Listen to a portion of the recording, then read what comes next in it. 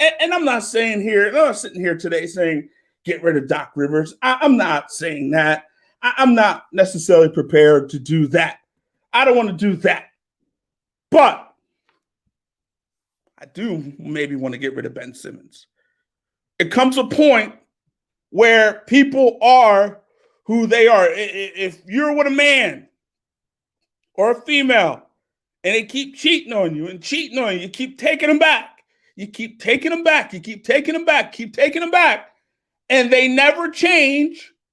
And they keep doing the behavior that caused the situation to go haywire. Well, guess what? If they keep doing it over and over and over again, they are who they are, and you have to accept them for who they are.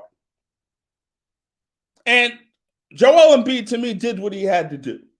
He did what he had to do, and he had that turnover late in the game, which led to dunk by Gallinari that pretty much sewed up the game at that point. And here's also the thing with the Sixers. You look at that roster, and the question was always, to me, the moment Jimmy Butler left, is who is taking your last shot? Who is the guy that you're going to put the ball in the hands of and take that last shot? And to me, I guess it's Tobias Harris. But it was always a question mark. It was always something, that I really wasn't too comfortable with when it came to the Philadelphia 76ers. Who was going to take that final shot? Who was going to take that final shot? And you look at this game down the stretch, they didn't have a guy that could take that final shot. They didn't have the guy that could create a good enough shot for this team. And it showed. They got tight down the stretch, and they were tight throughout the course of this game. They were tight the whole game. And maybe the pressure was on them because, look, for the Atlanta Hawks, if the Atlanta Hawks would have lost today, their season's a success. Congratulations. You started off slow. You fired Lloyd Pierce. You brought in Nate McMillan. Ultimately, you got to the second round of the playoffs. You took the number one seed to the seventh game. Right? At that point, your season was a success. For the Sixers, for them, their series to be a success, they had to win tonight. For the Hawks, it really didn't matter. Their season was already a success. So the pressure was on the Philadelphia 76ers to be and win this game. They had the game in their building. They were tight throughout this game, I felt. I felt this was a tight basketball team, and it showed. And down the stretch again, they couldn't muster up good enough shots for them to be effective. It just couldn't do it. And yeah, you're right. Ben Simmons is that. He is that. He is he is a very flawed player. He's very, very flawed. He is very flawed. And you know what? I said this to somebody, and you might call me crazy, but guess what? Ben Simmons could do what he does each and every year. Well, he's a 3-time All-Star, right? Those All-Stars keep piling up. He was on first team first team all defense. You start piling up those All-Stars. His stat line is still 15, pretty much 8-8. All right, this guy ultimately, as crazy as this sounds, if he plays this way the rest of the way, could be a Hall of Famer. As flawed as he is, he could be a Hall of Famer. That's the crazy part. Because you can see him, he could pile up All-Star games. 3-time All-Star. It could get better. It could get 4, 5, 6. And then we start talking about, wow, this dude, it could end up being a Hall of Famer. I mean, Ben Simmons, right? Like, that's crazy. Ben Simmons is only 24 years old. He's only 24 years old. But guess what, right? He's not going to change. He's not going to change. He's not going to shoot jumpers. He's not going to work on the guy has an arrogance about him, right? It's almost like he's one of these guys, I think, that basketball always came easy to him, and he was always better than everybody else doing some of the things that he did. And ultimately, the way his talent is, the way his skill set is, yes, he's good enough where the guy's always in shape. He's always in tip-top shape, but he doesn't, for whatever reason, it's some kind of mental block. Here's the funny thing. Yesterday, right, I was watching Ben Simmons Summer League. The Ben Simmons Summer League, that dude was shooting jump shots. He just played with a level of confidence that he doesn't play with anymore. The guy maybe needs to sit down with a sports psychologist to figure out why, when the lights are bright, he can't shoot jump shots. Right? You just look at it's just like in boxing sometimes. Some people have like that sparring mentality, right? That when they're in the gym sparring, they're effective, they're big time, they do some big time things. As soon as the lights get bright, they freeze up. And for whatever reason, that seems to be Ben Simmons. He's running away from dunks. I mean, Kenny Smith pointed out he ran to the big board. You know, Kenny runs to the big board, and he showed some plays where Ben was just giving up the ball in certain places because he didn't have that level of comfort with the ball. He didn't want to get fouled. He didn't want to go to the free throw line. He was reluctant. He was uncomfortable to go to the line. And at some point, something is awry, something is not right. And if you believe that Joel Embiid is that centerpiece that can get you to the NBA Finals, then you have to make a move at this point, because who knows how long Joel Embiid has? Who knows?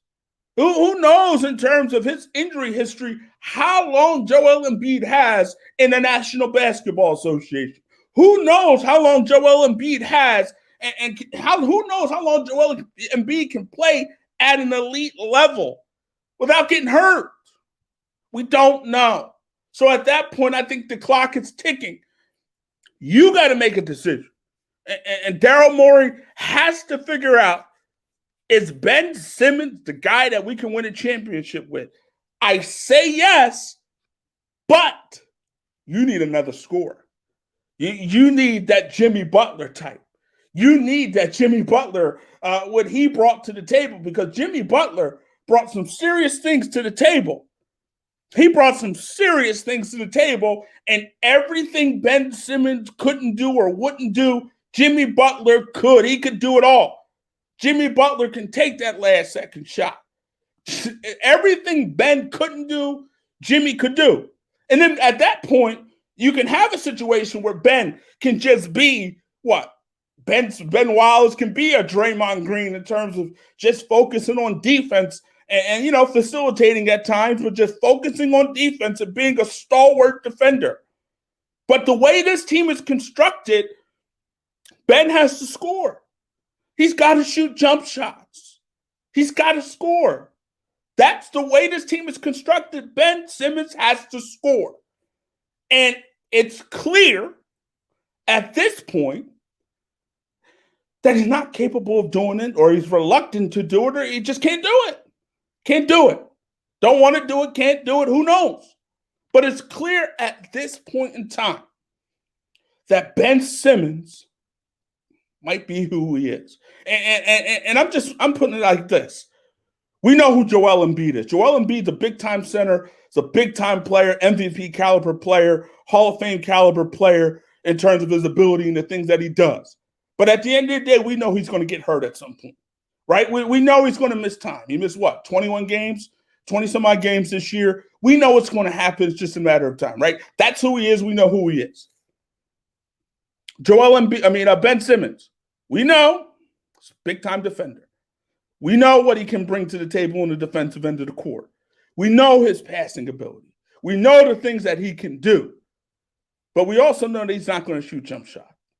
He's going to shoot it, and when he's in a gym and it doesn't matter, right? He's going to shoot it when he's playing pickup with some of his friends or some of his boys preparing for the season.